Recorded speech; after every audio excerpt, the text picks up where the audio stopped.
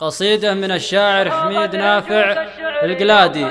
إهداء إلى الشيخ عبد العزيز نواف بن هادي، أداء الثناء المميز.